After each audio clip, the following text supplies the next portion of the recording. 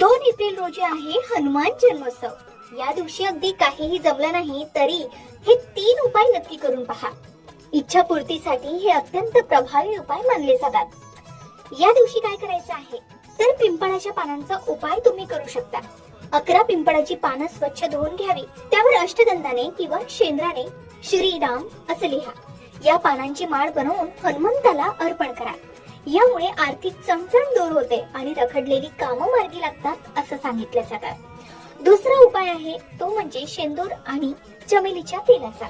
बजरंगबलीला शेंदूर अत्यंत प्रिय आहे. या दिवशी हनुमानाला चमेलीचं तेल आणि शेंदूर अर्पण केल्यानं सर्व ग्रहांचे दोष मिटतात आणि आरोग्यात सुधारणा होते असं सांगितलं जातं. तर तिसरा उपाय आहे तो म्हणजे सुंदरकांड किंवा हनुमान चालीसाचं पठण. होय, जर तुम्हाला मानसिक शांती हवी असेल किंवा भीती वाटत असेल तर या दिवशी घरात बसून मनोभावे हनुमान चालीसाचं पठण करावं.